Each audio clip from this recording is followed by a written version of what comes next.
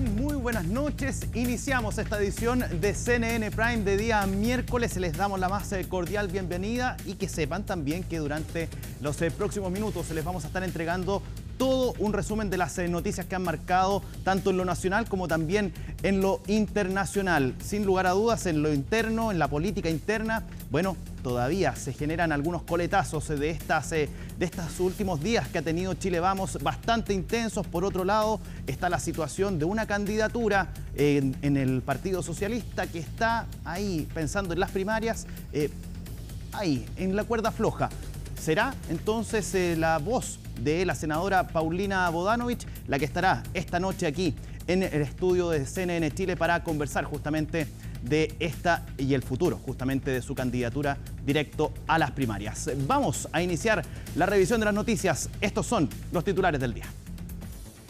El féretro de los restos del Papa Francisco fue trasladado hasta este miércoles desde la residencia de Santa Marta hasta la Basílica Vaticana para recibir el homenaje de miles de fieles de todo el mundo que lo despedirán durante los próximos 3 días. En el ámbito político, los candidatos presidenciales del oficialismo destacan algunos de los logros del actual gobierno, pero insisten en que no son la continuidad de este.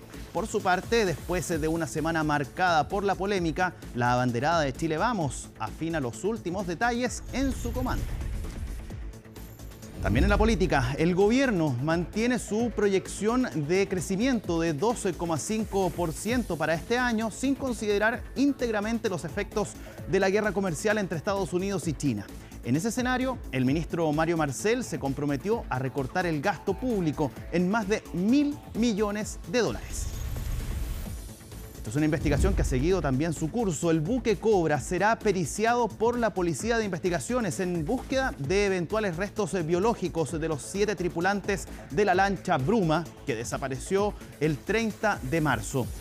Estas diligencias serán fundamentales para sostener la eventual formalización de los imputados. Esto y más, porque aquí comienza CNN Prime.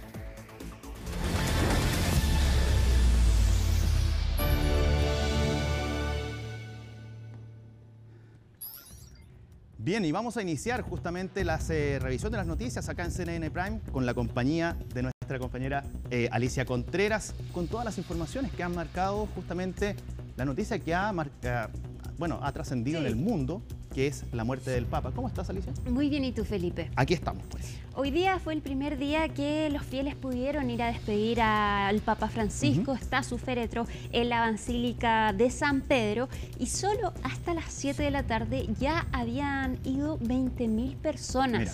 Solo hasta las 7 de la tarde. A la medianoche se debía cerrar las puertas de la basílica. Sin embargo, debido a la cantidad de gente, decidieron extender el horario entonces para poder ir a despedir al Papa Francisco. Son en total 3 días que va a estar en la basílica para que puedan acudir los fieles hasta el viernes a las 8 de la noche, cuando se va a cerrar el ataúd. Ajá. Y ya el sábado se va a realizar el funeral. Claro, toda la preparación va a ser ya pensando todo para el día sábado, por lo tanto la gente va a poder estar presente para esa ceremonia, pero ya como un público y sin la posibilidad de acercarse al féretro en este caso. Exacto, va a ser al aire libre el funeral del Papa Francisco a las 4 de la mañana para nosotros. Ajá. 10 de la mañana en la Ciudad del Vaticano. Vamos a transmitir, por supuesto, todo ese funeral. Ahora, hay una gran cantidad entonces de fieles que fueron a despedirse del Papa Francisco, incluidos, por ejemplo, la primera ministra de Italia, Giorgia Meloni. Ajá. Que fue a despedir al Papa Francisco. Tenían una cercanía entre ambos, lo fue a visitar también cuando estuvo hospitalizado el sumo pontífice. Y tenemos allá a nuestro enviado especial Federico Molina, que vamos a tomar contacto pronto con él. Está listo, nos dice. ¿Está listo? A ver. Fede, ¿cómo estás? Muy buenas noches para ti, bueno, para nosotros también, pero ya es bastante tarde, ya es pasada la medianoche, entiendo, ¿no? ¿Cómo estás? ¿Qué tal, Alicia, Felipe? ¿Cómo están? Un abrazo desde aquí, desde la Plaza de San Pedro, que luce completamente diferente respecto al último contacto que habíamos tenido. Está prácticamente vacía respecto a lo que habíamos visto hace muy poco tiempo, hace 2 horas antes, pues cuando tuvimos el contacto junto con Matilde Burgo y también con Alicia Contreras. ¿Se acuerdan que les había comentado que de un minuto al otro se había repletado de gente. Bueno, esa misma gente estuvo aquí hasta las 1:30 de la mañana aproximadamente y ya se retiraron completamente. Lo que va quedando son operativos, son efectivos policiales, carabinieri, parte de las Fuerzas Armadas también de Italia y equipo de prensa, más que nada, y también trabajadores de todas las estructuras preparando lo que va a ser este funeral del Papa Francisco, que ya lo hemos dicho, va a tener la atenta mirada del mundo, tanto por el significado que es la muerte del sumo pontífice de la Iglesia Católica, pero también por la larga lista de líderes internacionales que acudirán hasta acá, encabezados, podríamos decirlo, por el presidente de Estados Unidos, Donald Trump, y también, por ejemplo, por representantes de Rusia, el presidente de Ucrania, Volodymyr Zelensky, también, por ejemplo, el presidente de Francia, el presidente de Brasil, representantes también de la realeza española, de la realeza de Inglaterra. Así que así se están comenzando a preparar los diferentes protocolos y también algunas de las modificaciones, también los preparativos para lo que será el funeral de Francisco. Pero les cuento también, Alicia y Felipe, que llegamos como a partir de las 2 de la tarde, estuvimos ya presentes en esta plaza de San Pedro, que durante prácticamente todo el día estuvo repleta. Habíamos dicho que hasta las 7 de la tarde eran 20.000 las personas que se calculaban, habían acudido hasta acá a poder darle el último adiós al sucesor al sucesor de San Pedro, que ya descansa ya en la Basílica de San Pedro, precisamente la que está a mis espaldas, que fue trasladado durante la mañana desde su residencia durante estos últimos 12 años, que fue la Casa de Santa Marta, en donde también se va a llevar a cabo y va a ser el lugar de acogida de los 135 cardenales encargados de designar al próximo sumo pontífice en el próximo cónclave que se espera se pueda llevar a cabo las próximas semanas. Dentro de todo, la cantidad de personas que estaban aquí presentes, si ya Roma y el Vaticano es uno de los puntos más turísticos que tiene Europa hoy día, especialmente fue mayormente visitado producto de estos 3 días de duelo y también de capilla ardiente que se están viviendo en esta ciudad del Vaticano. Y, como no, también habían chilenos que pudimos conversar con ellos. Les preguntamos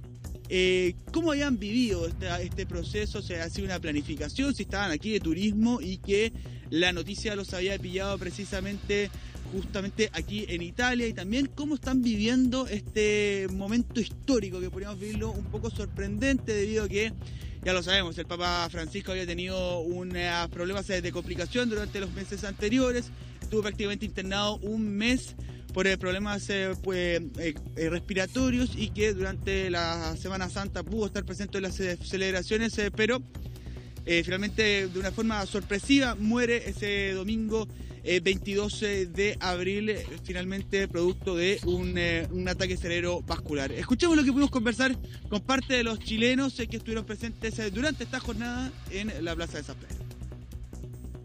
Mira, nosotros sabíamos que el Papa no estaba bien, pero igual teníamos planificado venir a Roma a visitar el Vaticano y nos encontramos con esta noticia. Quisimos entrar, hoy día hicimos la cola hace poco, pero es tan larga, tan larga, que es imposible, porque íbamos a salir como a la 1 de la mañana y para regresar a donde estamos alojados iba a ser muy difícil. Así que sacamos fotos, estuvimos muy cerca del Palacio del Vaticano, en fin, pero no pudimos entrar. Hay una muchedumbre que, si hubiésemos tenido tiempo, tal vez hacemos la fila entera, pero la verdad, de puro verla, eran cuadras y cuadras y cuadras, así que no hay tanta gente en la ciudad como aquí, la concentración es enorme. Tenemos que recordar entonces que allá en la Ciudad del Vaticano son las 2 de la mañana, sí. Federico está trasnochando. Y hace pocos minutos entonces se cerraron las puertas de la Basílica de San Pedro. ¿A qué hora se vuelven a abrir para recibir nuevamente al público, Fede? Mañana a partir de las 9 de la mañana les puedo contar un poco el itinerario, porque a partir de las 9 de la mañana se van a volver a recibir a los fieles para seguir con con estas 3 días de capilla ardiente que se están viviendo en la Basílica de San Pedro. Y luego a las 11 va a haber un momento especial para los chilenos, porque el arzobispo Monseñor Fernando Chomalí va a poder hablar con la prensa y nos va a contar de posterior a estas reuniones previas entre los cardenales a el cónclave, y que va a poder compartir con la prensa sus impresiones de estas reuniones. Luego se espera que la jornada de mañana se viva con la misma intensidad que se vivió durante esta jornada. Hay una gran expectación en Europa sobre lo que han sido estos días de duelo, de sede vacía aquí en el Vaticano, y que finalmente se espera que llegue un número similar a la jornada de hoy, de ayer, bien dicho, aquí en Europa, y que se espera que siga llegando gente hasta lo que será el cierre de esto el viernes, los preparativos y luego el funeral, que se dará inicio a partir de las 10 de la mañana, horario europeo, 13 de la mañana allá en Chile, con el funeral del Papa Francisco. Luego ya tendremos el momento del cónclave, que finalmente va a ser el proceso en que los 135 cardenales, ya estamos en 132, debido a algunos justificativos médicos, podríamos decirlo, algunos de ellos, que no podrán estar presentes durante estas jornadas de cónclave, en donde se elegirá al nuevo sumo pontífice de la Iglesia Católica. Y con algunos también que están un tanto cuestionados también. Sí. Hay un caso ahí que está acusado por cargos de corrupción incluso. Exacto. Y que está pidiendo asistir de todas maneras al cónclave. Angelo Becciu está pidiendo asistir al cónclave, dice que tiene el deber de asistir. Sin embargo, el Papa le quitó todos sus derechos por específicamente un tema ahí de orden monetario. Él de todas maneras fue aceptado en la primera congregación de los cardenales. Hoy día se volvieron a reunir, así que da también pie a que quizás podría aumentar el número de cardenales. Son en total 133, porque 2 ya se excusaron por temas de salud, pero podrían ser 134 si es que aceptan a Becciu. Exacto. Bueno, lo comentaba Fede también respecto de la presencia de las representantes de nuestro país, pensando en el cardenal Fernando Chomalí, pero no va solo. Va con otros 12 obispos. Uno también es el arzobispo cardenal Celestino Aoz, y también el obispo de San Bernardo. Hablamos de Monseñor Juan Ignacio González. Es acompañado entonces el cardenal Chomalí por ellos dos, y son los representantes de la Iglesia chilena ante todo lo que va a ser el ceremonial de las exequias para Francisco. Federico, muchas gracias por esperarnos hasta tan tarde. Esperamos que puedas dormir un poco al menos. Es bastante cansador el trabajo que estás haciendo ya, pero esperamos mañana entonces retomar el contacto. Que estés muy bien, buenas noches. Chao, chao. Como no, un saludo a todos y nos vemos ya en un par de horas más. Que estén muy bien. Chao, chao. Felipe, y hoy también hubo distintos momentos en el traslado del féretro desde la Capilla Santa Marta hasta la Basílica de San Pedro. Por ejemplo, un momento que fue muy llamativo y que también fue muy bonito fue cuando una monja que era amiga del Papa Francisco rompe el protocolo y se acerca, y los guardias la dejan estar ahí y tiene una despedida bien sentida con el Papa Francisco. Esa es una imagen que recorrió el mundo, de hecho, y que fue tema para muchos portales de noticias, la historia de esta monja, por su cercanía y por también esta imagen que conmovió a muchos también en torno a los feligreses de la Iglesia Católica. Esa imagen y más la vemos en el informe de Laura Soto. Ya.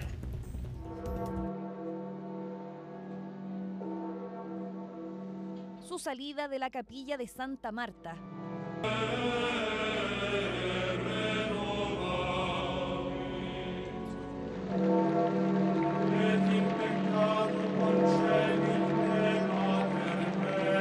Y su llegada a la plaza de San Pedro.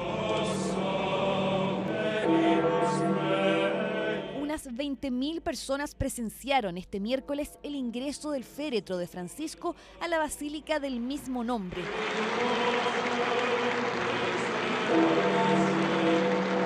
Otras miles de personas más hicieron fila durante horas para despedir al sumo pontífice.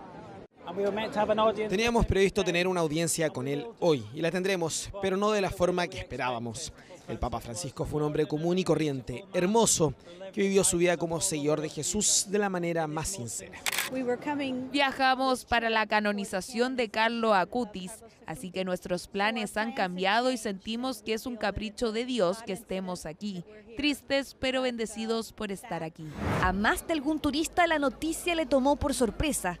Ha sido algo histórico igual el poder vivir este cambio dentro de los tours, dentro de llegar a Roma. Ha sido sorprendente el llegar y encontrarse con esto, finalmente algo histórico que uno está viviendo sin querer en unas vacaciones, estar pasando esto.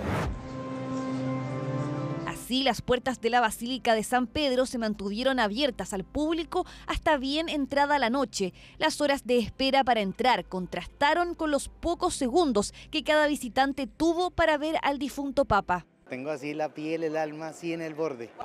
Fue una mezcla de emociones. Estaba muy ansioso al entrar. Es un lugar surrealista, muy sagrado, y ver el cuerpo y recordar todo lo que representó es muy importante. En 10 segundos ya te alejan del frente del ataúd. Es rapidísimo. Se puede sacar una foto ahí y luego tienes que irte. Pero antes de eso, otra ceremonia privada tuvo lugar en el Templo Católico, un momento reservado exclusivamente para los cardenales, obispos y sacerdotes.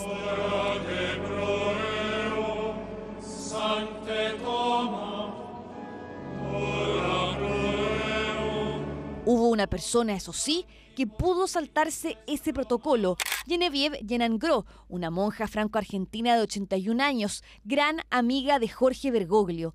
Vestida con un hábito azul y una mochila verde en su espalda, fue incluso más allá y se saltó la fila para poder despedirse íntimamente. Estuvo varios minutos ahí.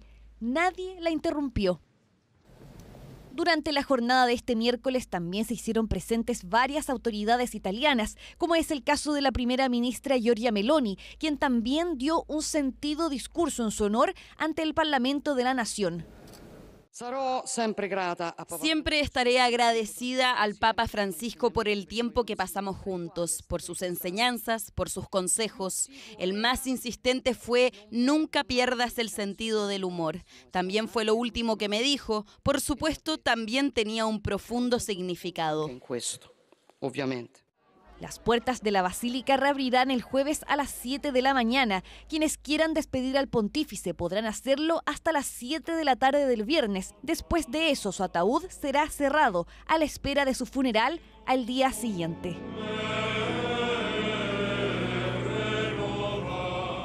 ¿Qué diferencia? Lo conversábamos fuera de cámara, mientras estábamos viendo la nota de Laura. ¿Qué diferencia entre un funeral y otro de dos papas? Porque este, bueno, tiene todas las características de lo que pidió también y de los cambios que hizo Francisco durante su periodo como papa.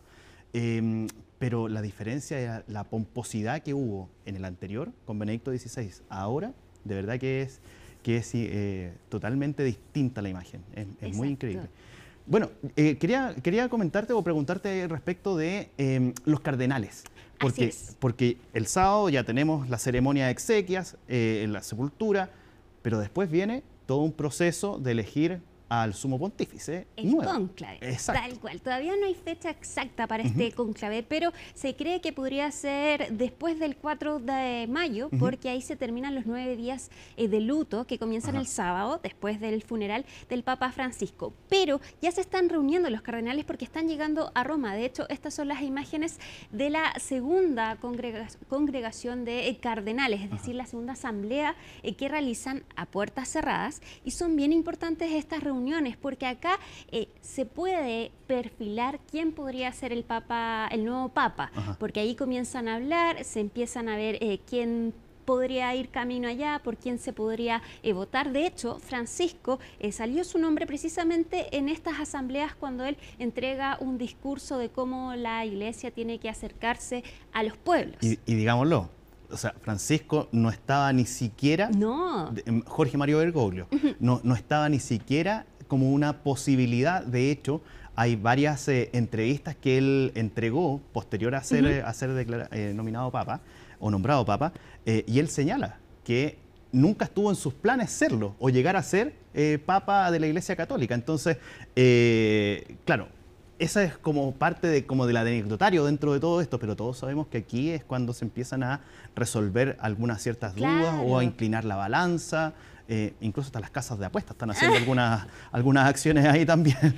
Ya lo comentábamos también con Federico, son 133 los cardenales que tienen derecho a voto, es decir, que tienen menos de 80 años. Eran 135, pero 2 se excusaron por problemas de salud, y también está la polémica con Angelo Becciu, que no puede participar en el cónclave, pero él exige que está en su derecho porque es un deber de los cardenales entonces votar en este cónclave. Claro. Tenemos una gráfica para revisar entonces cuántos cardenales hay y de dónde vienen.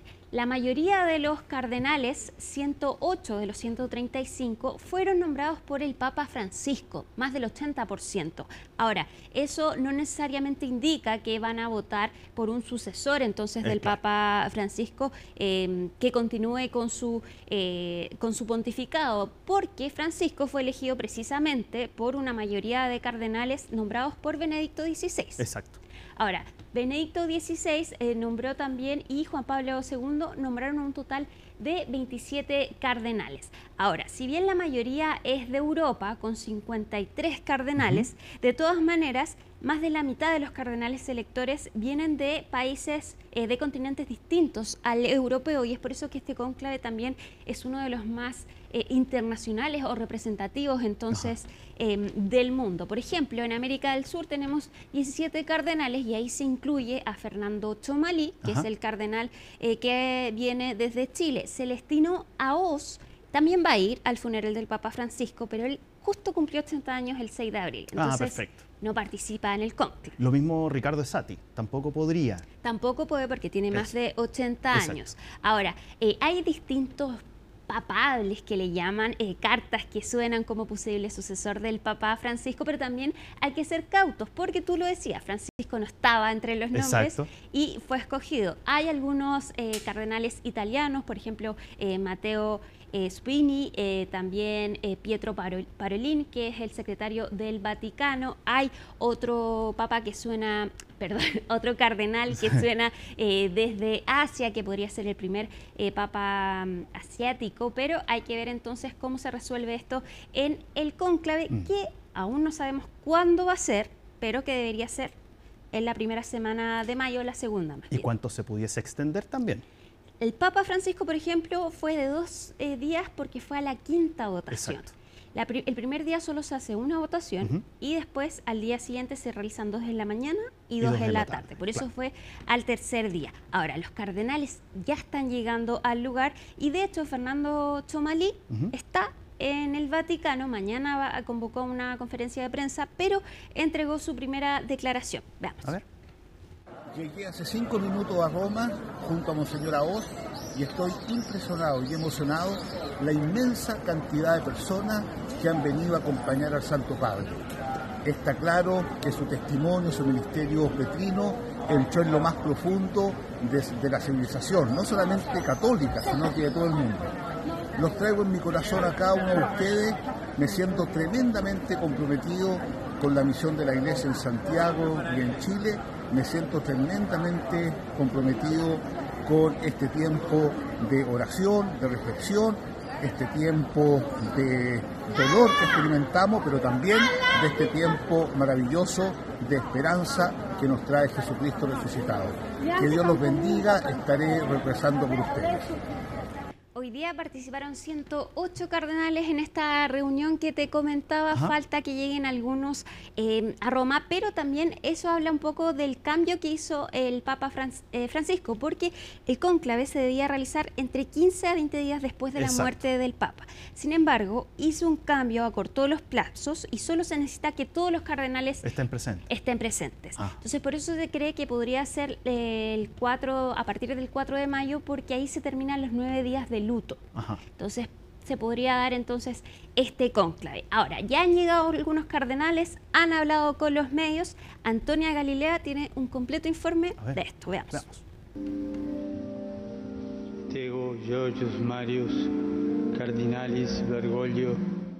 hace más de una década el mismo Papa Francisco, en ese momento llamado Jorge Bergoglio, participó en la elección de la máxima autoridad de la Iglesia Católica. Ahora es otro el grupo el que deberá decidir quién ocupará el cargo de sumo pontífice. Cardenales de todo el mundo ya han llegado a Roma para velar al Papa Francisco y para asistir a las primeras reuniones preparatorias del cónclave. Fue alguien que innovó el lenguaje de la Iglesia. Piensen en lo que significa Tercera Guerra Mundial en pedazos, el olor a oveja, el hospital de campaña. Todas estas fórmulas tuvieron un gran impacto y permitieron que la gente sintiera una armonía inmediata y directa. Haciendo un balance de su pontificado, yo creo que la cosa más destacable es el empeño que ha tenido por la paz. Una primera polémica ya ha sacudido al colegio cardenalicio. El cardenal italiano Angelo Becciu ha decidido participar a toda costa en el cónclave. El problema, en 2020 fue destituido por el mismo Papa Francisco debido a un fraude financiero por la compra de un edificio en Londres.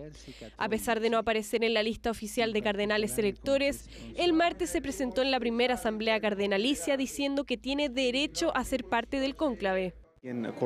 Habrá mucho dramatismo. Estoy seguro de que habrá debates entre los cardenales sobre quién podría ser el próximo papa o quién sería la mejor persona para liderar la Iglesia de 1.400 millones de miembros después del Papa Francisco.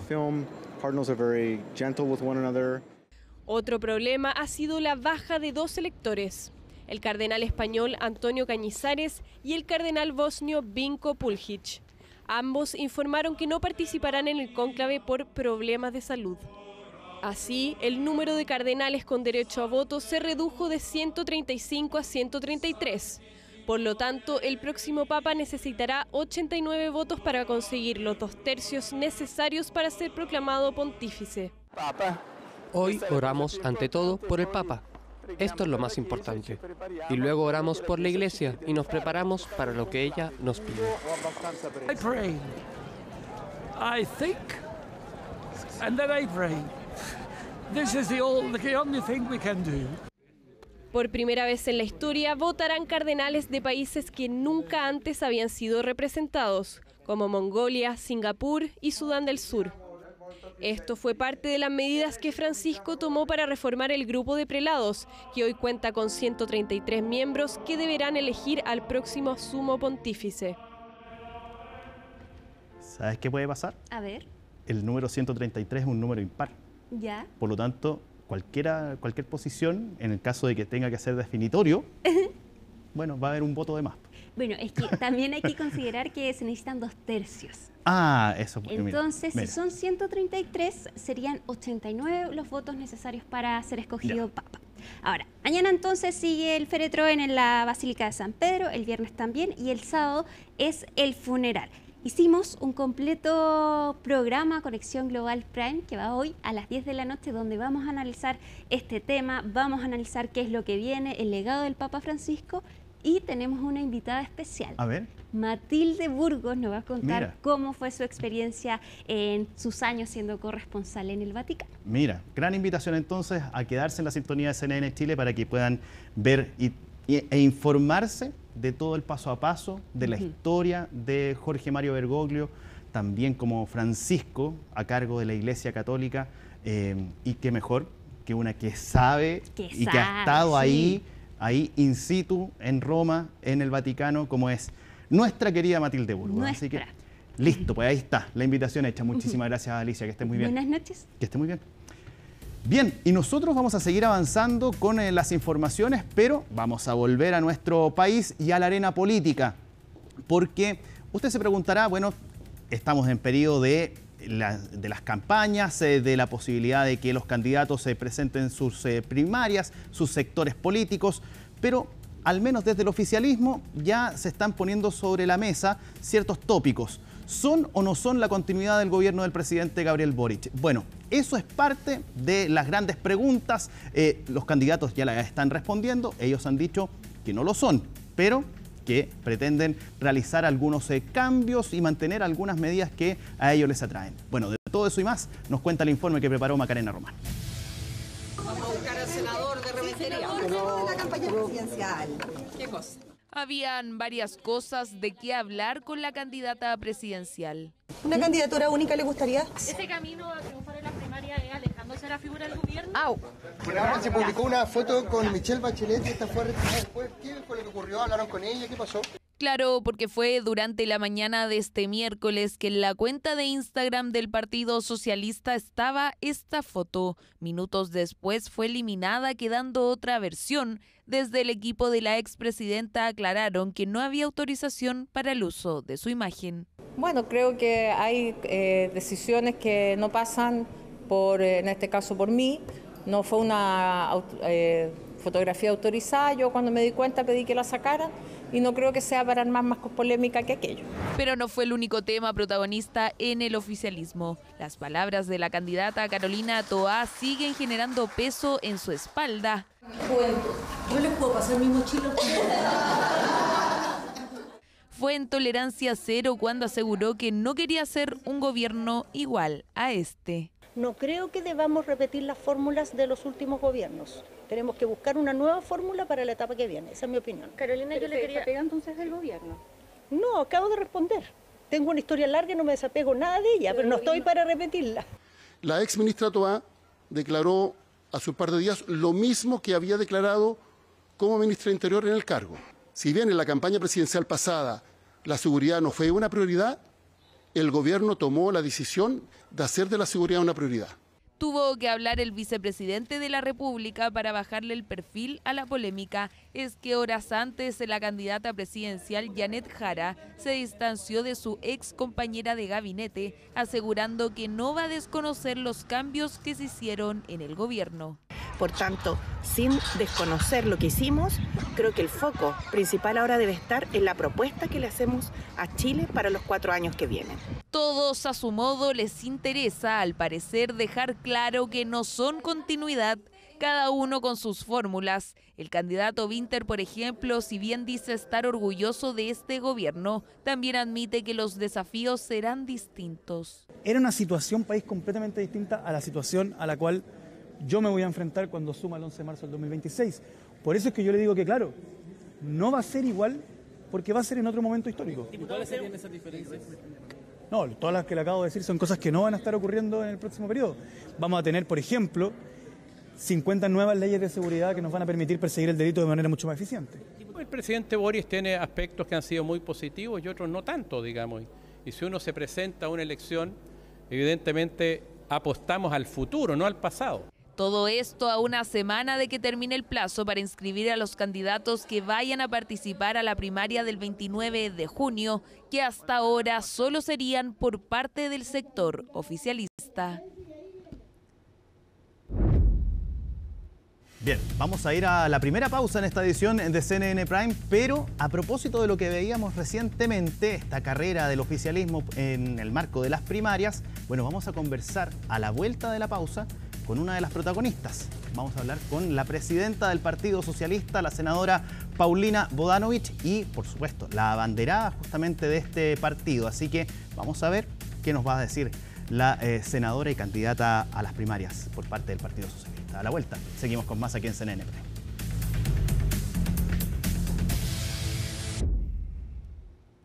Bien, estamos de regreso en esta edición de CNN Prime y como se lo adelantábamos antes de ir a la pausa, vamos a tomar contacto con la precandidata presidencial del Partido Socialista. Hablamos de la senadora Paulina Bodanovich, a quien ya vemos en pantalla. Senadora, ¿cómo está? Muy buenas noches. Hola, buenas noches. Aquí volviendo desde Valparaíso, acabamos de votar el proyecto de la regla de uso de la fuerza, así que voy camino a Santiago. Perfecto, pues para tener más actividades en el marco de la candidatura, me imagino, pensando en mañana, ¿no? Bueno, todos los días, cada día tiene su afán, así que hay bastante agenda y hartos temas que ir resolviendo en estos días. Senadora, a ver, y quiero entrar de lleno en materia, porque han habido aquí algunas voces que han sido parte de las publicaciones de algunos medios de comunicación que señalan que su candidatura no tiene la fuerza como para competir en las primarias del oficialismo. ¿Cómo toma usted ese cuestionamiento? Porque muchas de esas voces son parte justamente del corazón del Partido Socialista. La verdad es que como no hay, usted dice voces del corazón, la verdad es que yo no conozco los nombres de las personas que supuestamente señalarían aquello. Yo he estado en reuniones, bueno, ustedes saben, el comité central de mi partido, compuesto por más de 100 dirigentes, en forma unánime proclamó esta candidatura señalando la necesidad de que el Partido Socialista tuviera una candidatura a las primarias. Por lo tanto, esta no es una decisión personal mía, sino más bien una decisión del Partido Socialista. Hoy día, hace un rato, estuvieron en reunión con el secretario general todas las direcciones regionales del partido, comunicadas por Zoom. El día sábado tenemos un encuentro con dirigentes sociales y sindicales en el Partido Socialista para que colaboren en lo programático.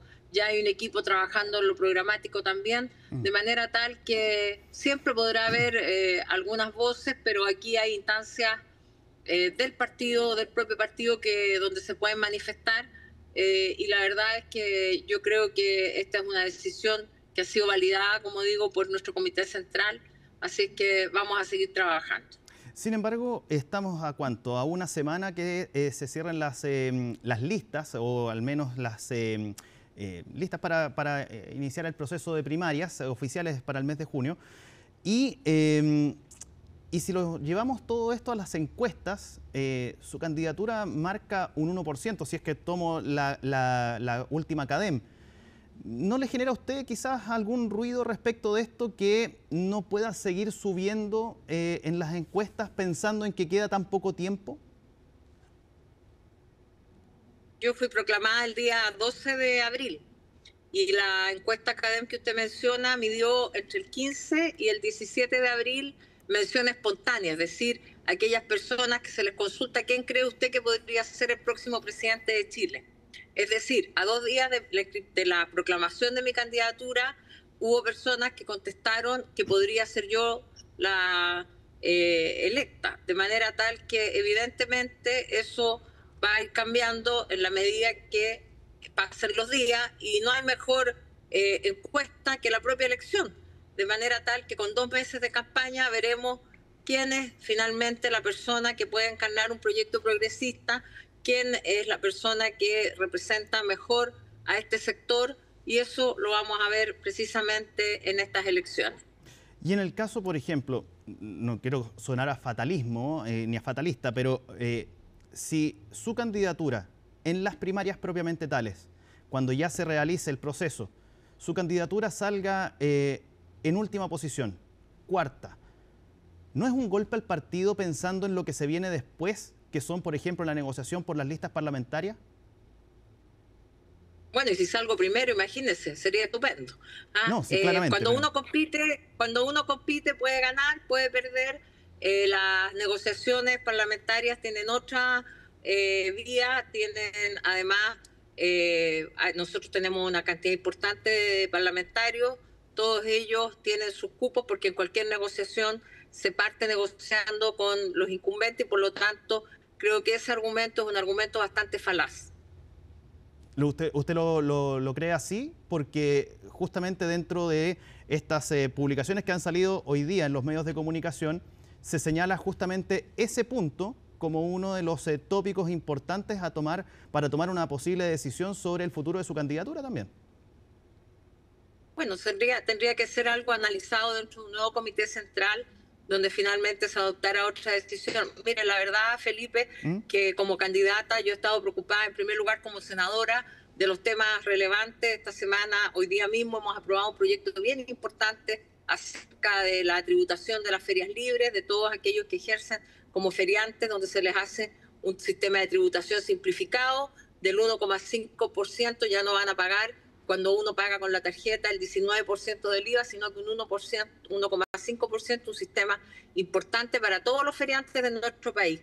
En segundo lugar, hemos aprobado las reglas de uso de la fuerza en la sala del Senado hoy día, después de una discusión de 2 días en sala, que también es algo bien importante para las normas que necesitamos que se apliquen en los casos de orden público, por carabineros, por los militares, cuando están en esas funciones. Así es que lo primero, la labor como senadora la he seguido cumpliendo, es importante, y como candidata también estoy tratando de poner temas importantes, como por ejemplo los mismos temas de seguridad, donde evidentemente yo he tenido desde siempre, también soy miembro de la Comisión de Seguridad del Senado, una posición tal vez más dura o más drástica, particularmente en temas de lo que significa operativos, donde yo he incluso presentado un proyecto de ley para que haya una fuerza de tarea en el sentido de ¿senadora? Poder hacer un trabajo de búsqueda de armas, de drogas en determinados barrios. Entonces, esas son las propuestas que yo creo que a la gente le interesa, más que estar en estos comentarios de otros que son fuentes anónimas, además, donde es difícil defenderse, porque la verdad es que, como le digo, en las instancias regulares del partido no se han manifestado ninguna de estas posiciones, ni en las reuniones de mesa, ni tampoco en el Comité Central, donde se adoptó esta decisión. ¿Se siente apoyada, se siente respaldada entonces? Bueno, como les señalo, creo que si no hay una decisión en contrario, esta es la candidatura que el Partido Socialista va a presentar. Senadora, en ese aspecto, ¿usted se siente continuista, ya que me mencionó varias cosas, varios elementos, proyectos de ley, iniciativas que usted está proponiendo también? ¿Se siente continuista del gobierno del presidente Boric o no? Mire, creo que se ha hecho harta cuestión de esto de ser continuista o no continuista. Evidentemente, en las políticas que entendemos que son positivas para la ciudadanía hay que darles continuidad. La presidenta Bachelet hizo la pensión básica solidaria en su primer gobierno y este gobierno hoy día tiene una reforma previsional. El presidente Piñera hizo la PGU y todas esas políticas son continuistas porque son buenas políticas. Las políticas que no están en un buen sentido hay que cambiarlas o modificarlas y por lo tanto el continuismo dependerá de la eficiencia y de las buenas políticas. Creo que en materia de seguridad, como insisto, hay temas que se pueden mejorar, se pueden profundizar en los temas de migración o de cumplimiento de lo que son las resoluciones judiciales y administrativas de expulsión. Creo que también hay que hacer un esfuerzo, así como también en materia de salud con las listas de espera. Son temas que son importantes para la gente y donde el Estado tiene que estar presente y aplicar con mayor fuerza todas las normas que podemos impulsar. Pero usted, a ver, quienes han leído en algunas ocasiones durante este año, de hecho, sin ir más lejos, algunas declaraciones suyas respecto de ciertas decisiones que se han ido tomando por parte del presidente Boric, del gobierno en general. Usted ha sido bien, digámoslo así, no quiero decir combatiente, pero sí ha sido bien dura al referirse, por ejemplo, a algunas decisiones del presidente Boric.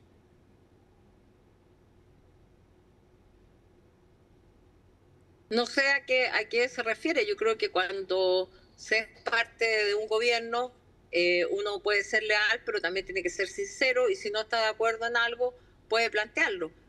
La verdad es que como parlamentaria he votado permanentemente a favor de los proyectos de ley del gobierno, todos los proyectos en materia de seguridad, todos los estados de excepción los he apoyado.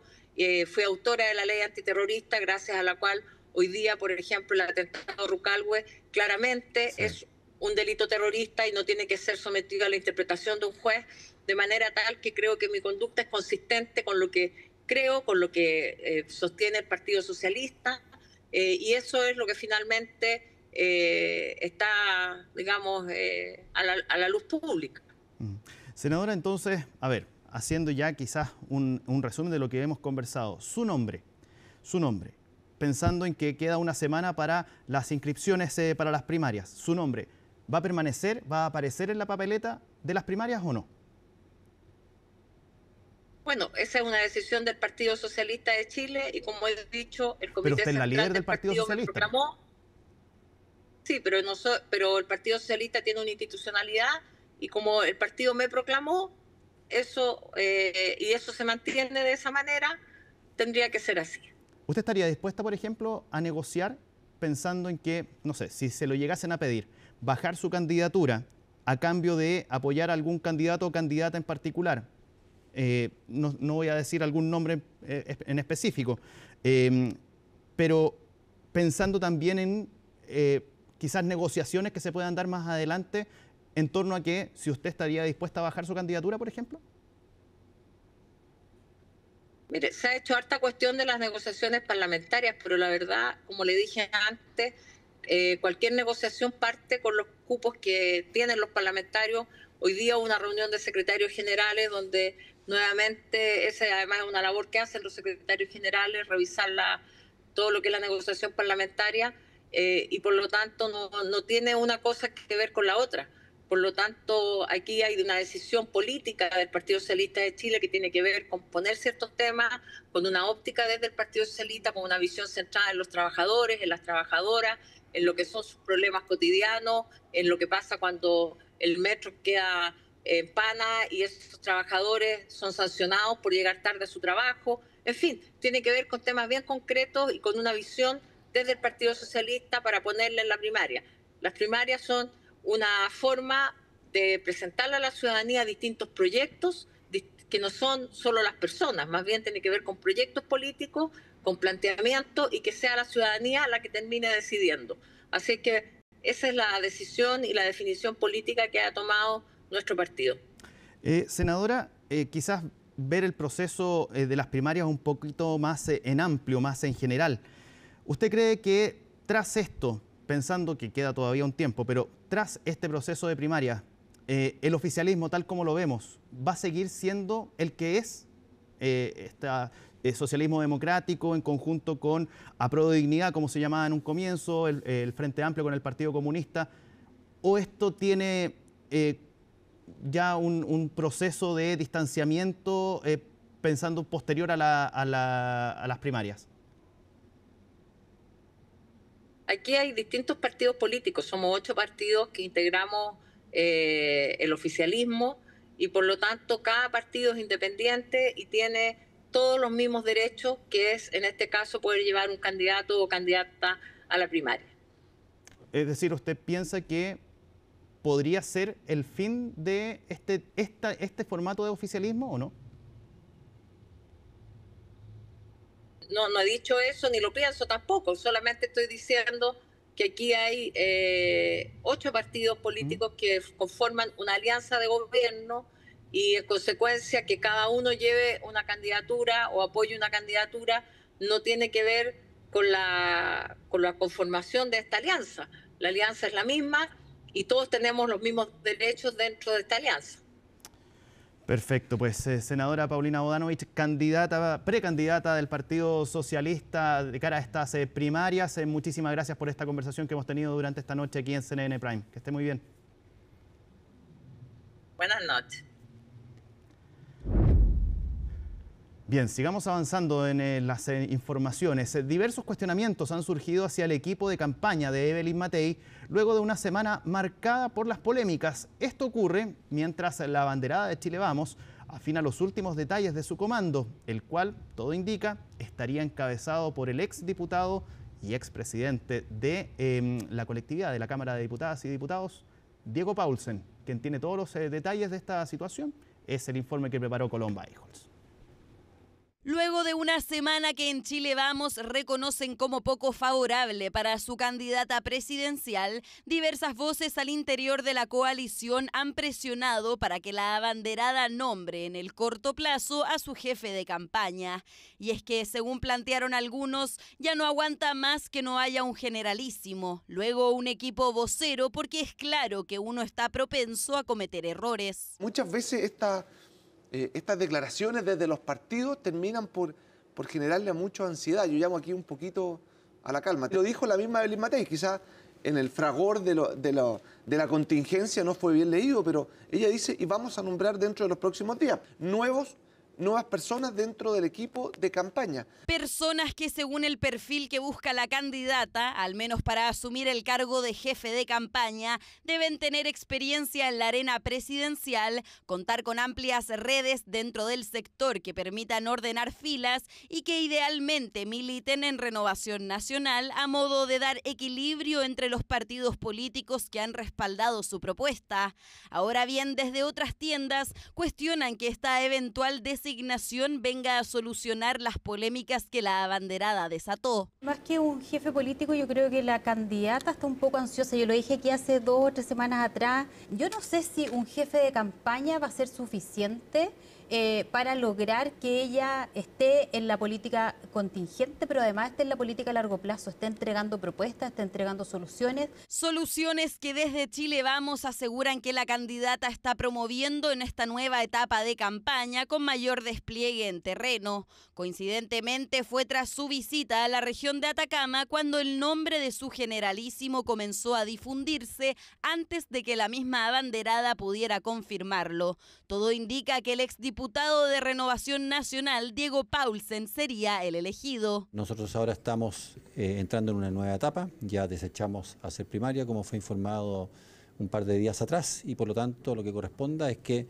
un comando propiamente tal empiece a trabajar con Evelyn Matei. Diego Paulsen es una persona de gran trayectoria, fue diputado presidente de la Cámara de Diputados y creo que sería una gran carta. Él es una persona que lo hizo muy bien los 2 años que estuvo como presidente de la Cámara de Diputados en el periodo anterior. Fue una persona transversal, que unía, un hombre joven, un hombre, ¿cierto?, en el cual moderno, en el cual puede proyectar la campaña del futuro. Creo que Chile Vamos va por buen camino. Camino que, según expertos, se hace más fácil de recorrer para un candidato cuando éste es orientado por el líder de su comando. No cabe duda que el hecho de tener un jefe de campaña va a cambiar las cosas en el comando de Matei. El jefe de campaña no es solamente el líder de un equipo, tiene un rol simbólico, tiene un rol político, tiene un rol administrativo, pero lo más importante de todo es que ordena y le permite a cualquier candidato, y en este caso a Evelyn Matei,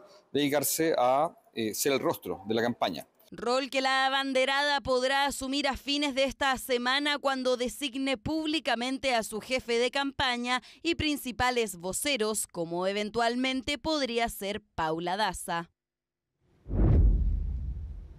Bien, vamos a seguir en la arena política, pero esta vez con la gira que tiene al presidente Gabriel Boric visitando justamente en visita de Estado a Brasil.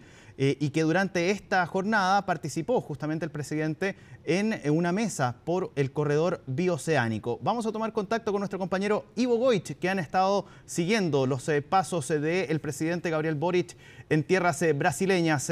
Ivo, ¿cómo estás? Muy buenas noches. ¿Cómo estás, Felipe Hernández? Muy buenas noches. Ya acá entrada la noche en Brasilia, efectivamente, para lo que fue la segunda jornada de esta visita de Estado oficial por parte del presidente de la República, Gabriel Boric, que lo tiene acá con reuniones, Felipe, te cuento, del más alto nivel, y eso comenzó temprano, hoy por la mañana, con una reunión telemática donde se conectaron en distintas partes del mundo. ¿Y sabes quién es? El secretario general de la ONU, Antonio Guterres, Xi Jinping, el presidente de China, Gustavo Petro, el presidente de Colombia, también Pedro Sánchez, el presidente de España, Emmanuel Macron, el de Francia, y otros líderes a nivel mundial, quienes se reunieron para hablar acerca del cambio climático y también la transición justa de cara a lo que va a ser una nueva versión de la COP, en su versión número 30, que se va a desarrollar coincidentemente acá en Brasil, no en Brasilia, donde estamos ahora nosotros, sino que en la ciudad de Belém do Pará, en el mes de noviembre, donde el presidente de la República, Gabriel Boric, ya confirmó la asistencia del gobierno de Chile. No será la única vez que lo va a tener acá nuevamente en Brasil. Recordemos que fue invitado a la reunión de los países que conforman las economías emergentes del BRICS, donde está Brasil, Rusia, India, Sudáfrica, China, entre otros países que se han ido sumando, y el presidente Gabriel Boric fue invitado también a esa instancia en una reunión que se va a desarrollar en Río de Janeiro durante el mes de julio. Fue en ese lugar donde el presidente nuevamente hizo énfasis en el multilateralismo, en las resoluciones de los problemas globales que afectan al mundo. Hay que trabajar unidos, específicamente en, por ejemplo, equiparar distintas leyes, parámetros que tienen que ver con contaminación, con distintos parámetros también que tienen que ver para la regulación del cambio climático en una época de incertidumbre, decía el presidente Boric, teniendo en cuenta la guerra comercial declarada que rechazó nuevamente el día de hoy en su discurso. Luego de eso tuvo una reunión, una mesa redonda que tenía que ver con el corredor bioceánico. una carretera que se pretende construir, que ya tiene distintas infraestructuras realizadas, pero que falta abrochar algunos detalles.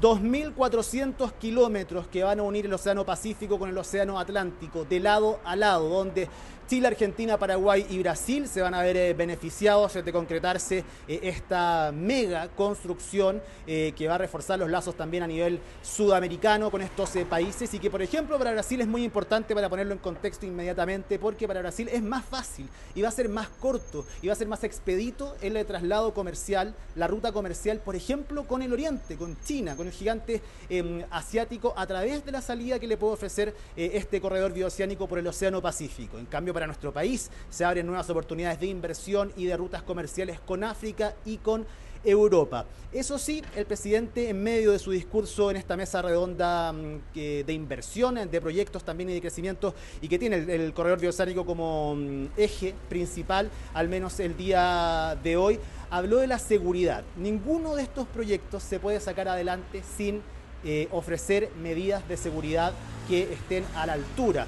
Habló acerca de los conflictos que ha sufrido nuestra región con el Tren de Aragua, por ejemplo. Son temas comunes que lo hemos visto y que afectan día a día a los distintos habitantes de nuestro continente, incluso de la trata de blancas, del crimen organizado, del narcotráfico también, entre otras variables negativas a las cuales hay que poner efectivamente ojo a la hora de trabajar en este corredor bioceánico. Habló de esto el presidente de la República, Gabriel Boric. Quiero que pasemos a escuchar sus declaraciones.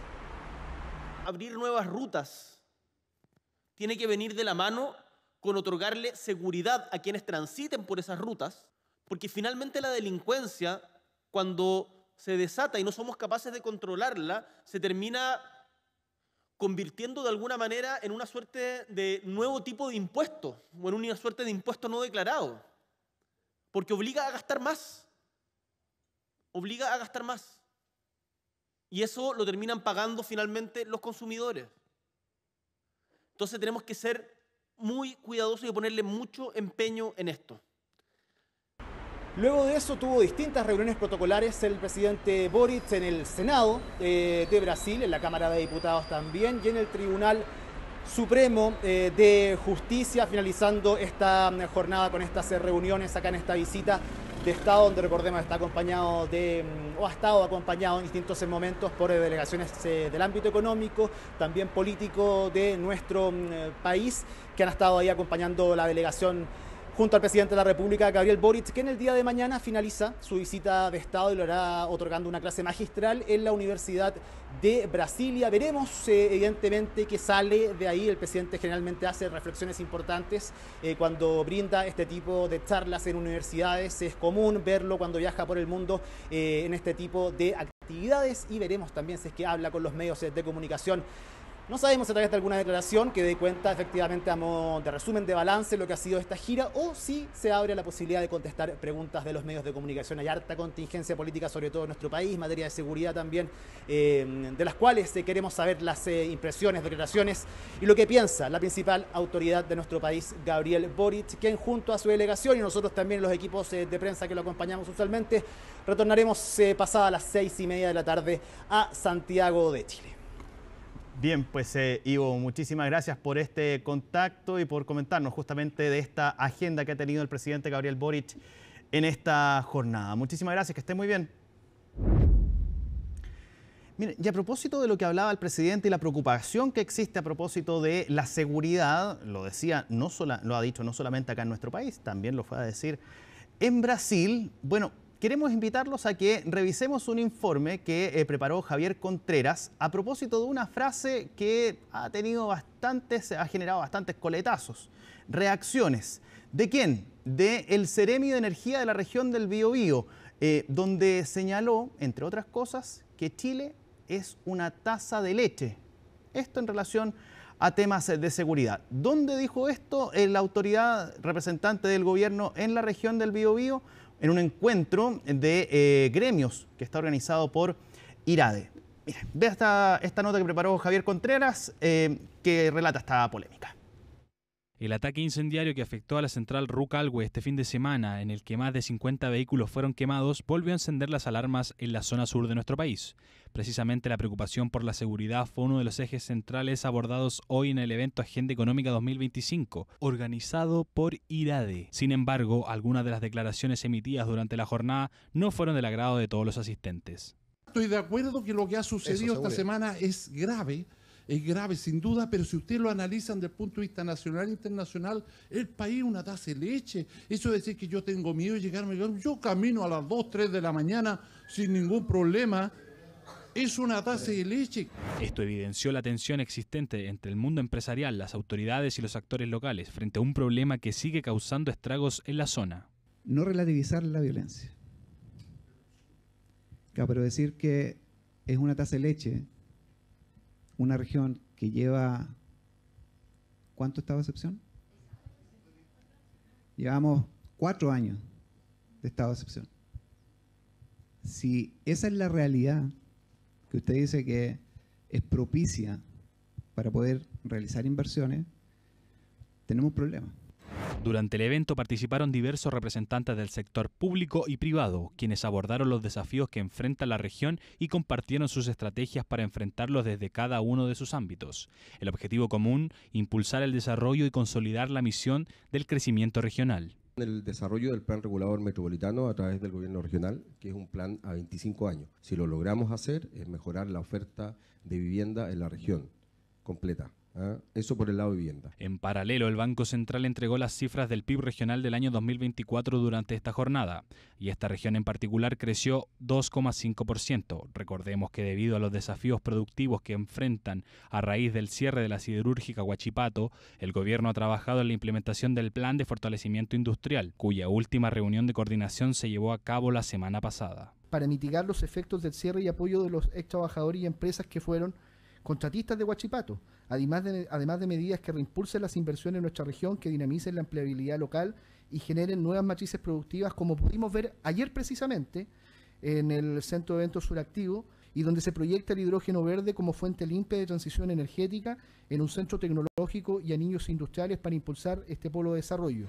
Otro sector productivo de relevancia en la región es el vinculado a la pesca, por lo que empresarios y dirigentes de la zona siguen atentos al debate en torno a la ley de fraccionamiento pesquero, que pasó a tercer trámite en el Congreso Nacional. Bien, sigamos avanzando con las noticias. Preocupación existe entre las autoridades sanitarias y el personal médico por el aumento exponencial de la circulación de la influenza en las últimas semanas. Se espera que, lamentablemente, en los próximos días sea el virus con mayor presencia. Por eso es urgente el llamado a vacunarse cuanto antes. Quien tiene todos los detalles y los informes que se prepararon durante la jornada del día de hoy es María Luisa Carrión. Estoy con dolor de cuerpo, fiebre, dolor de pecho, me duelen hasta la yema de los dedos, disfonía, mucha tos, moco. Y lamentablemente es la segunda vez en 2 semanas que acude a un servicio de urgencia. Sigue siendo muy fuerte el virus, además al parecer también es como contagioso porque vino desde mi hijo que estaba en la escuelita y ya después nos contagiamos todos.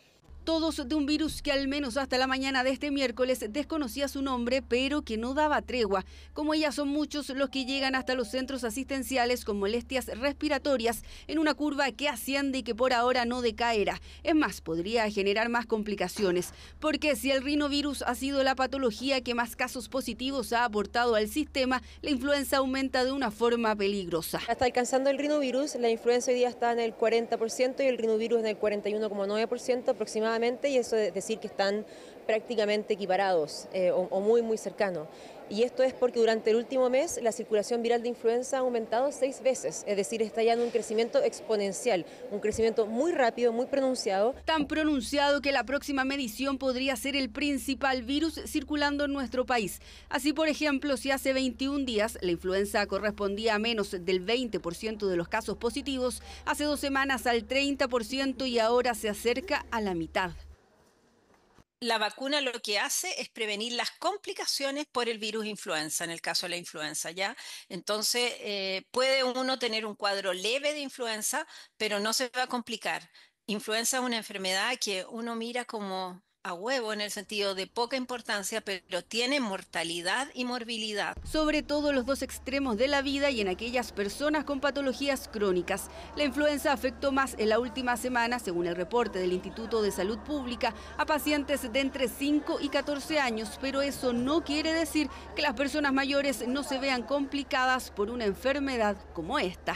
La misma vulnerabilidad de un sector de la población, la mayor fragilidad que hay en unas personas, los hace mucho más susceptibles de hospitalizarse, de tener que llegar a requerir una ventilación mecánica, requerir una situación, y eso que ha ido en incremento en el último tiempo. Por eso no hay segundos que perder. Hasta este miércoles el 55% de la población objetivo se había vacunado contra la influenza. De ellos, poco menos de la mitad de las personas mayores que lo requieren, siendo los pacientes crónicos los que tienen una mayor tasa de inoculación, dejando más abajo a las embarazadas y los menores de 10 años. ¿Alguna enfermedad crónica? ¿Hipertenso, diabético, nada? Por lo que, para no tener excusas, la vacunación extramuro ha aumentado en las últimas semanas, con operativos incluso en centros comerciales. Me encontré. ¿Qué estaba haciendo? Comprándome remedio. Y aprovechó de uno. Aprovechar tiro. A veces uno se encuentra, es una casualidad encontrar acá y es lo mejor para uno y aprovechar. Porque había ido al consultorio y estaba lleno. Y esto me salió al paso, así que me quedo cerquita. Cerca, rápido, pero sobre todo efectivo. Como sabemos, la vacuna no elimina el riesgo a contagiarse, solo a no caer gravemente enfermo. ¿A qué hay que estar atento? Cuando no respondan a los antipiréticos que le ha indicado su pediatra y la fiebre se mantenga, cuando tengan dificultad ventilatoria importante, como que las alas nasales, esta parte, se estén extendiendo en la respiración, cuando haya retracción intercostal, y cuando sientan un quejido en la respiración en el caso de los lactantes. En los adultos mayores o el adulto habitual tiene que acudir al servicio de urgencia cuando hay una dificultad ventilatoria que no le permita respirar. Aún quedan algunos días de abril para que se ponga al día con la vacuna de la influenza. Se espera que el pic de la enfermedad sea la quincena de mayo y la inoculación no actúa antes de 14 días. Por eso recuerde que el mejor momento para vacunarse siempre es ahora. Avancemos en las noticias. La próxima semana la Policía de Investigaciones realizará pericias al buque Cobra en el marco del caso por la desaparición de los 7 tripulantes del barco artesanal Bruma en las costas de Coronel. El pesquero industrial ingresará a un dique seco el viernes 2 de mayo para poder ser periciado con la finalidad de buscar restos biológicos de los hombres desaparecidos tras el incidente ocurrido el 30 de marzo pasado. En las diligencias trabajarán peritos de la Armada y también de la Policía de Investigaciones de Talcahuano, Santiago y Puerto Montt. Esta acción se suma a la autorización del Juzgado de Garantía de Coronel de una prórroga a la prohibición de zarpe y custodia por parte de la Armada por un plazo de 60 días. Recordemos también que la defensa de los tripulantes del Cobra reconoció que pudo existir una colisión con la embarcación Bruma y señaló que estaban disponibles para que se realicen los peritajes correspondientes. El fiscal nacional ha autorizado que la Fiscalía pueda financiar este servicio de llevar el barco a dique seco y poder, junto a la Policía de Investigaciones y sus peritos, realizar una serie de estudios de funcionamiento del barco, de evidencia que pueda estar aún ahí, para poder avanzar en conclusiones investigativas que resultan fundamentales para esta investigación. Esta diligencia se va a llevar adelante en Asmar, Bahía de Talcahuano, el viernes 2 de mayo desde las 7 de la mañana en adelante. El próximo 2 de mayo del año en curso, la Policía de Investigaciones de Chile, específicamente la Brigada de Homicidios Concepción, llevarán a cabo un sinnúmero de diligencias en el dique flotante Mary, el cual se encuentra en el astillero Asmar de la comuna de Talcahuano. Este trabajo investigativo, de la mano con el Ministerio Público, ha sido instruido con la finalidad de dar cabal cumplimiento a lo mandatado, relevar todas las diligencias y todas las evidencias que se puedan encontrar, cuyos hallazgos van a ser de vital importancia para la carpeta investigativa. investigativa que lleva el persecutor penal. Bien, cambiemos de tema, vamos a adentrarnos en los temas económicos. El gobierno anunció un nuevo recorte del gasto adicional al ya acordado con el Congreso y además elevó la proyección de déficit estructural para este año a 1,6%. Pilar Gutiérrez nos muestra cuáles fueron las reacciones a estas cifras. Directora, tenemos un problema. La que usted me mandó, tipos de números diferentes. La que usted mandó a la comisión no es igual a la que estamos proyectando. Algunos traspiés en la presentación del informe de finanzas públicas del primer trimestre de 2025. Un documento muy esperado, ya que incorpora las acciones correctivas luego de la desviación en la meta fiscal de 2024. Entre ellas, el ajuste del gasto, donde el Consejo Fiscal Autónomo recomendaba una reducción adicional de 1.500 millones de dólares. Adicionalmente al ajuste que ya se dio en enero, se le agregan cerca de 1.500 millones de dólares de ajustes adicionales, parte de los cuales son de carácter administrativo, y eso corresponde fundamentalmente a no reasignar recursos de programas, proyectos, etcétera, que por alguna razón se atrasen, no se materialicen, etcétera. Y por otro lado, reformas legales que están actualmente en discusión en el Congreso. Pero de ese total, solo 564 millones de dólares corresponden a ajustes específicos y revisiones de gasto. El grueso, cerca de 870 millones de dólares, es con medidas legislativas que se encuentran en discusión en el Congreso, algo que preocupó a algunos parlamentarios. Y la otra parte nos dice que tiene que ser a través de leyes. Pero las leyes tienen que ver con, ya no es administrativo, tienen que ver con un tema mucho más complejo que nos tuvo planteado en el origen. Acciones correctivas en temas, en proyectos de ley, algunos muy malos, como el financiamiento universitario, donde se van a colocar un impuesto a los egresados, que esperamos podamos rechazar en la Cámara, por lo tanto no lo coloque aquí, ministro. Por su parte, los especialistas consideran que aún hay lugar para ajustes adicionales. Para lograr los objetivos de déficit que el mismo gobierno se está planteando, más cercano a 1%, creemos que eventualmente el ajuste tiene que ser mayor. En ese sentido, el déficit efectivo que por ahora estamos viendo puede ser incluso más cercano a 2%. En cuanto a los ingresos, la Dirección de Presupuestos ajustó a la baja los ingresos estructurales de este año en 4,8%, incorporando las recomendaciones del informe del Fondo Monetario Internacional sobre estimación de ingresos. Con todo, el déficit estructural para 2025 se revisó al alza. Estos ajustes que yo les presento no solamente son en materia de gastos, sino que hay ingresos y gastos, como vamos a ver a continuación. Con esto, la meta para el año 2025 llega a ser del menos 1,6% del PIB. Mientras que la oposición criticó el aumento del déficit para el año, desde el oficialismo defendieron la decisión. Por lo menos a mí me deja tranquilo.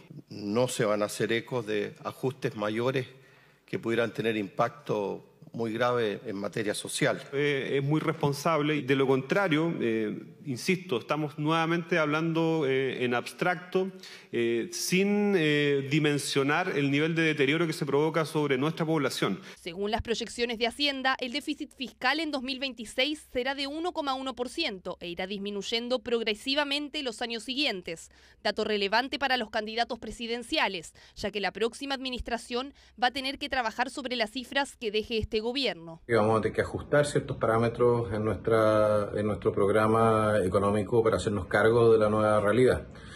Eso no significa que vayamos a cambiar los ejes centrales de nuestro programa económico, que son la reducción de tributos, la reducción del gasto público ineficiente. Hemos construido un camino de cuidado con la macroeconomía, con la responsabilidad fiscal. En un futuro gobierno vamos a ser no solo respetuosos de esa tradición, y creemos que ahí está una de las bases con las que Chile puede pararse hacia el futuro, pensando cómo mejorar la capacidad del Estado y cómo gatillar también un ciclo de mayor crecimiento económico. Además de las cifras fiscales, hubo una actualización del escenario macroeconómico para 2025, en donde no se consideró el impacto de la guerra arancelaria, debido a que sigue en desarrollo. Con todo, el PIB se mantuvo igual que en el informe anterior, 2,5% este año, estimación que se aleja a la del FMI, donde proyectan que la economía de Chile crecerá 2% este año.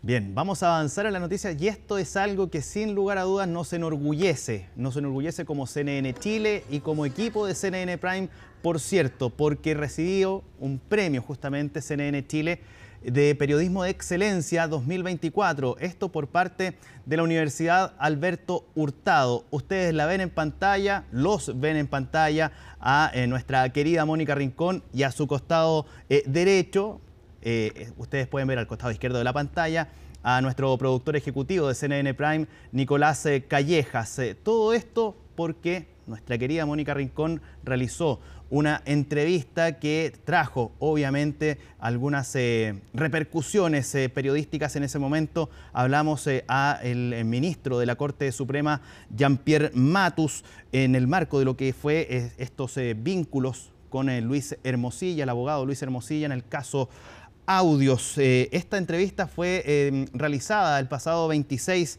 de agosto del año pasado, por cierto, y postuló justamente a estos premios. Bueno, con esto justamente entonces es que CNN Prime, Mónica Rincón, Nicolás Callejas, y también lo veíamos ahí en las imágenes a Cristian Echeverría, nuestro subdirector de prensa, recibieron este galardón que nos muestra justamente como CNN Chile un canal, un lugar donde el periodismo se hace y de excelencia para todos ustedes, para que ustedes se sientan siempre bien informados. Felicitaciones entonces a nuestra querida Mónica Rincón, a Nicolás Callejas, a Cristian Echeverría y a todo el equipo de CNN Chile que trabaja día a día por llevarles hasta sus pantallas todas y cada una de las informaciones, tanto de nuestro país como también del mundo. Algo que, sin lugar a dudas, como canal, como equipo, como familia de CNN Chile, nos enorgullece en una gran cantidad.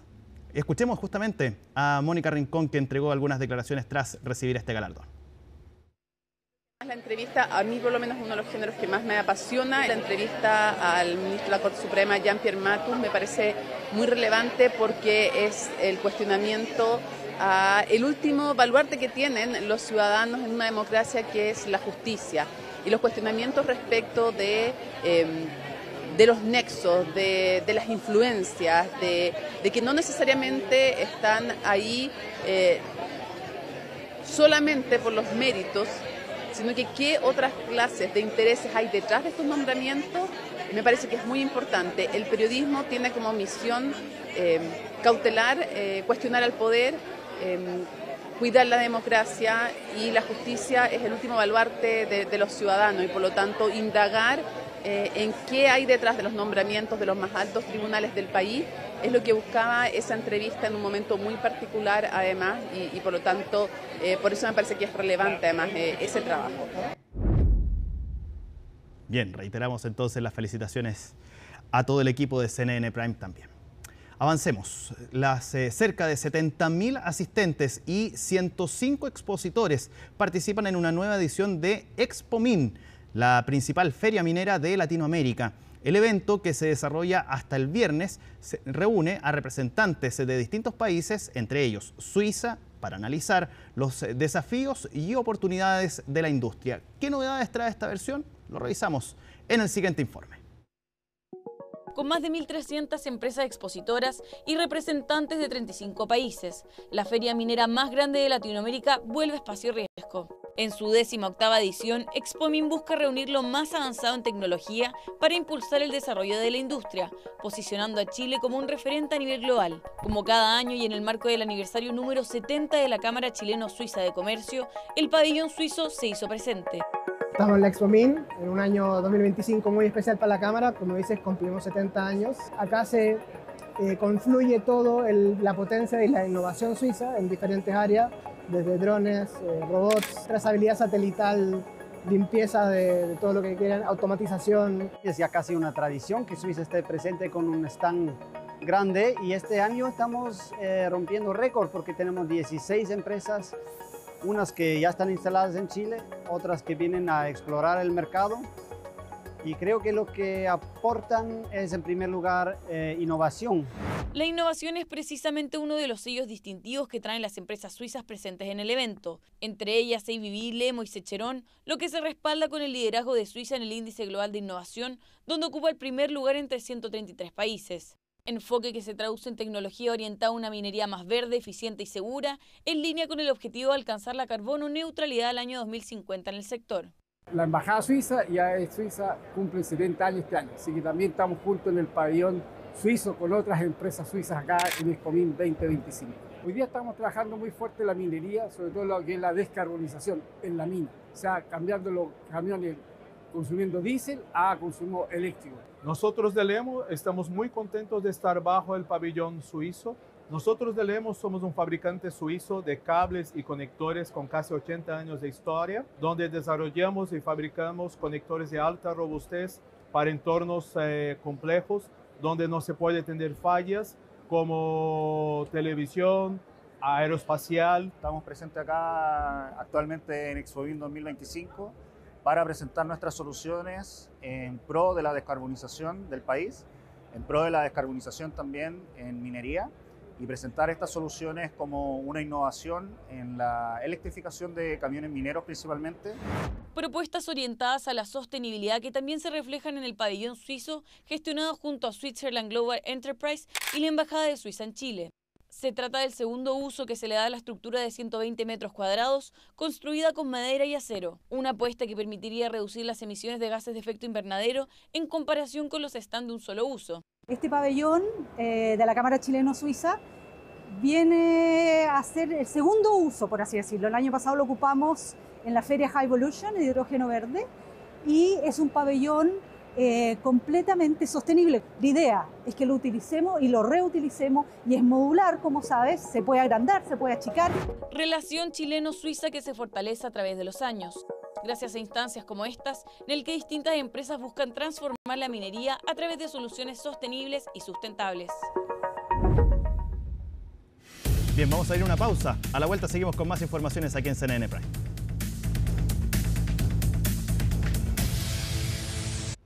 Ya estamos de regreso y vamos a hablar de, deportes, pero que se choca con la política, porque la Comisión de Constitución del Senado finalmente puso en tabla el proyecto que reforma la Ley de Sociedades Anónimas Deportivas. Sin embargo, los parlamentarios pidieron una nueva sesión, esta vez para escuchar a las partes involucradas.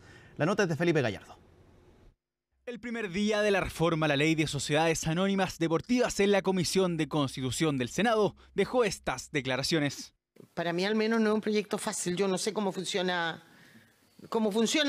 el fútbol o el deporte. Sí, tengo algunas observaciones desde el punto de vista constitucional. Yo no tengo recuerdo que este proyecto lo hayamos discutido en general acá en la comisión. Entonces, a razón de eso, saber si vamos a abrir una ronda de audiencias. Porque claro, una cosa es lo que han pedido, porque me escribieron también del movimiento Nomás AFP que quieren venir a AFP. La AFP sí, no más ANFP, perdón, no más ANFP. Palabras sobre un proyecto de ley que lleva más de 7 años en el Congreso. Desconocimiento que sorprende. Si hace solo 2 meses los senadores votaron casi de manera unánime sobre la idea de legislar el proyecto. En ese entonces, la senadora Luz Evansberger de la UDI fue uno de los 2 votos de abstención. Reforma que busca en general terminar con el conflicto de interés en el fútbol, con cambios importantes, separar la federación de la ANFP, regular la multipropiedad de los equipos y que los representantes no puedan ser dueños de los clubes. Ya transcurridos 19 años desde la vigencia de la ley 20.019, el modelo de desarrollo del deporte profesional ha ido cambiando. Resulta de esto necesario introducir cambios que posibiliten abrir pasos a un modelo de desarrollo para el deporte profesional. Vamos a terminar con los conflictos de interés. Nunca más representantes dueños de los clubes. Vamos a ver quiénes son los dueños de los clubes. No vamos a parar hasta que este proyecto se vote, que está esperando todo un país deportivo.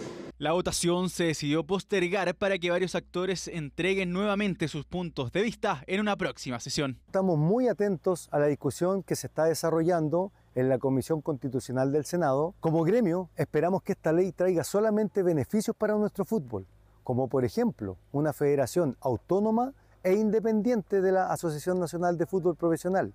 Me encantaría asistir y poder exponer, porque yo creo que somos parte fundamental e importante, donde es un área en la cual dominamos y también sabemos nosotros cuáles son las dificultades que nos encontramos principalmente para identificar los dueños de los clubes. Nuevo freno por desconocimiento de algunos senadores para la ley de reforma de sociedades anónimas deportivas.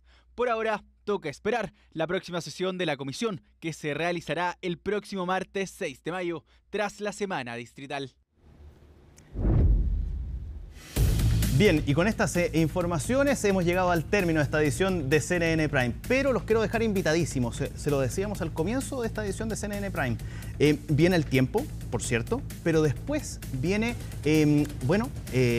Conexión Global, pues, y ahí va a estar justamente todo el detalle de lo que va a suceder con el funeral del Papa Francisco, también su historia, y con una gran invitada, como se lo decíamos también con Alicia Contreras al comienzo de CNN Prime. Matilde Burgos, que nos va a contar también la interna del Vaticano, porque ella estuvo mucho tiempo cubriendo justamente ahí, en la ciudad del Vaticano, todos los detalles, todos los conocimientos que tiene Matilde Burgos respecto de este tema. Así que ya sabe que es en la sintonía de CNN Chile.